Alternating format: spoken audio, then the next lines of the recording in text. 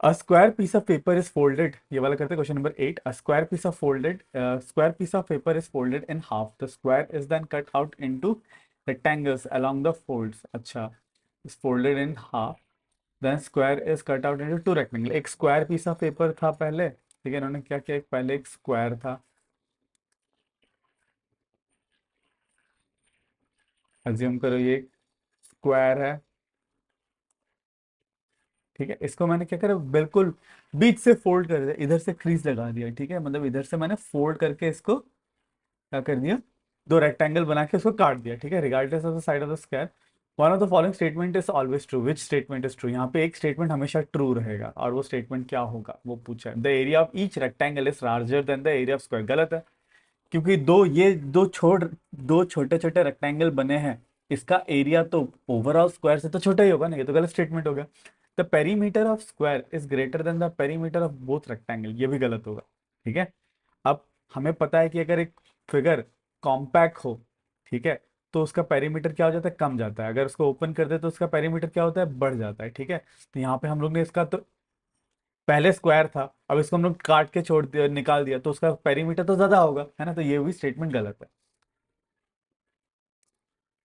उसके बाद बोला perimeter of both rectangle added always is always 1.5, मतलब 1.5 गुना of the perimeter of square. देख लेते हैं, मान लो ये रेक्टेंगल, इसका साइड एस है, ये भी एस है, ये भी एस है, ये भी एस है, ठीक है, तो इसका स्क्वायर का पेरीमीटर क्या होगा, 4s, ठीक है। अब रेक्टेंगल को काट दिया गया तो ये वाला साइड क्या हो जाएगा रेक्टेंगल के लिए, मान लो 2s से रेक्टेंगल आ गया अभी, एक ये,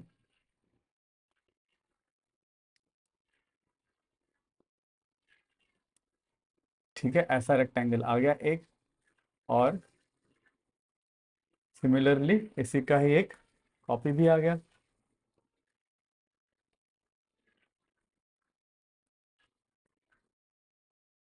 ठीक है, ऐसे दो रेक्टेंगल आ गए। अब इसका डायमेंशन क्या होगा, ये एस था तो ये तो आधा हो गया, s/2 हो जाएगा इसका डायमेंशन, ठीक है, तो इसको s/2 हो जाएगा, ये भी s/2 हो जाएगा, पर ये तो s ही रहेगा, और ये s/2, और ये s, इधर पे भी सेम, ये s/2, ये s, ये s/2, और ये s। अब इनका पेरीमीटर का सम क्या हो जाएगा, s/2 plus s/2 plus s, मतलब 2 इंटू s, दो s है ये, और s प्लस दो s/2 है, 2 इंटू s/2, ये एक रेक्टेंगल का मतलब कितना हो गया, 2s plus s which is 3s। एक रेक्टेंगल का 3s, दो रेक्टेंगल का 2 into 3s which is 6s, ठीक है। मुझे रेक्टेंगल का पेरीमीटर कितना मिला, 6s।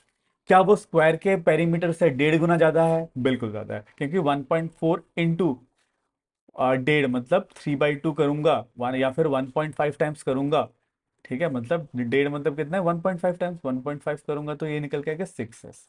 तो ये स्टेटमेंट सही है, सी इज द करेक्ट स्टेटमेंट, ठीक है। चलिए, आई होप आपको क्लियर है।